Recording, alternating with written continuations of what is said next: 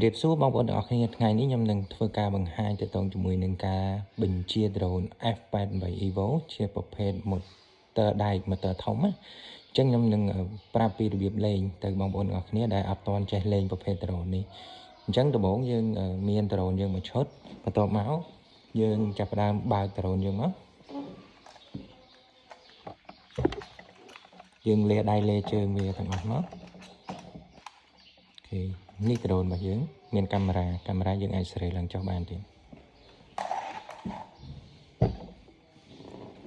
បន្ទាប់មកយើងបើក tele អញ្ចឹងកន្លែងនេះយើងអាចដាក់ទូរស័ព្ទសម្រាប់ភ្ជាប់ទូរស័ព្ទបានបន្ទាប់មក tele យើងដាក់ថ្មមកថ្ម7យើងហ្នឹង3គ្រាប់បន្ទាប់មកយើងដាក់ឲ្យយើងចុចបើកអញ្ចឹងយើងបើក tele ហើយយើងទៅបើក drone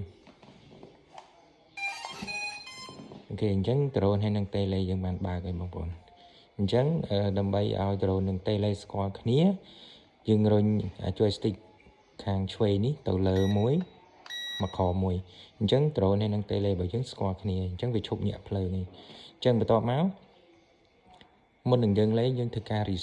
reset drone ហើយនឹង tele ហ្នឹងឲ្យវាស្គាល់គ្នាអញ្ចឹងរបៀប reset គឺយើងទាញ joystick នេះចុះក្រោមចូលក្នុងទាំងពីរអញ្ចឹងយើងទាញវា2 3ដងទៅវាញាក់ភ្លើងអញ្ចឹងយើង reset drone និង tele អញ្ចឹងមុននឹងយើងលេងយើង reset វា3 4ដងទៅបន្តមកទៀតខ្ញុំនឹងប្រាប់ពីមុខងារដែលយើងបញ្ជានៅលើ tele សម្រាប់មុខងារសញ្ញាព្រួយឡើងចុះនេះគឺជាមុខងារដែលយើងចុចឲ្យវាហោះឡើងអូតូនិងឲ្យវាចុះមកវិញអូតូអញ្ចឹងបើសិនជាយើងចុចដំបូងយើងចុចវាមកប៉ក់មករួចយើងហោះហើយអញ្ចឹងយើងចុចមកប៉ក់មកវិញមកអញ្ចឹង drone របស់យើងចុះមកវិញនេះអញ្ចឹងមុខងារបន្ថែមទៀតតកតងជាមួយនឹងកន្លែងប៊ូតុង speed កន្លែងប៊ូតុងគេដាក់ថា speed ឬក៏ stop នេះគឺយើងចុចមកប៉ក់វាចុចតិចពីរដងហ្នឹងអាហ្នឹងបន្ថែមល្បឿនលេខ2ឲ្យ drone របស់យើងកាន់តែខ្លាំងយើងចុចមួយទៀតវាឡើងល្បឿនលេខ3យើងចុចមកវិញវាល្បឿនលេខ1ដំបូងគឺវាជាប់ល្បឿនលេខ1ប៊ូតុងនេះយើងអត់ប្រើទេប៊ូតុង 3D នេះគឺសម្រាប់អាឡាតដែលយើងចុចមួយទៅហើយយើងទាញ joystick ខាងស្ដាំនេះមកស្ដាំវាក្លាប់មកស្ដាំទាញមកឆ្វេងក្លាប់មកឆ្វេងអញ្ចឹងបន្ទាប់មកកន្លែងប៊ូតុងសញ្ញាកាមេរ៉ានេះអានេះសម្រាប់ចុចថតរូបអានេះសម្រាប់ចុចថតវីដេអូកន្លែងប៊ូតុងឡើងចុះនេះសម្រាប់សេរីកាមេរ៉ាឡើងចុះបន្ទាប់មកអានេះប៊ូតុងចុចបិទបើក tele យើងនិយាយតទៅមួយនឹង joystick ខាងឆ្វេងនេះយើងរុញទៅលើយើងបញ្ឆេះ drone ឬក៏យើងឲ្យ drone ហោះឡើងទៅលើយើងទាញមកក្រោម drone ចុះក្រោមអញ្ចឹងយើងទាញមកឆ្វេង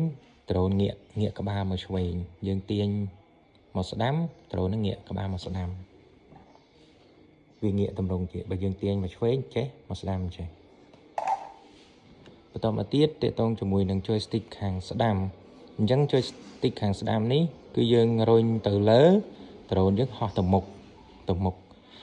បើយើងទាញមកក្រោមវាមកក្រោយវិញយើងទាញមកស្ដាំ drone មកស្ដាំទាញមកឆ្វេង drone មកឆ្វេងតែប៉ុណ្្នឹងទេបងប្អូនទាំងគ្នាសម្រាប់ការបញ្ជា tele គឺមានប៉ុណ្្នឹងហើយខ្ញុំនឹងបន្ថែមតទៅជាមួយនឹងការភ្ជាប់កាមេរ៉ាចូលក្នុងទូរស័ព្ទអញ្ចឹងដំបូងយើងត្រូវ download កម្មវិធីដាក់ចូលក្នុងទូរស័ព្ទសិន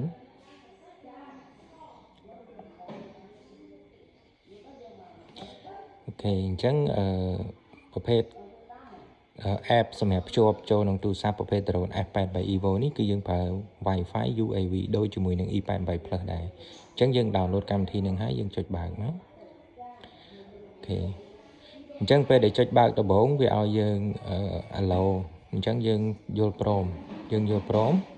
បន្ទាប់មកយើងចូលកន្លែង Wi-Fi វាលោតឈ្មោះ Wi-Fi drone flow 4C64 2C នេះហ្នឹងជា Wi-Fi របស់ drone យើងចុច connect មកអូខេអញ្ចឹងពេលដែលវា connect ហើយយើងចូលមកបើក app ដែលយើង download នេះបន្ទាប់មកយើងចុច start អញ្ចឹងពេលដែលយើងចុច start drone ហើយនឹងកាមេរ៉ារបស់យើងស្គាល់គ្នាហើយអញ្ចឹងយើងអាចចុចថតរូបថតវីដេអូនៅក្នុងទូរស័ព្ទបានណាអ អញ្ចឹងរបៀបនៃការភ្ជាប់គឺមានតែប៉ុណ្្នឹងទេបងប្អូនអ្នកគ្នា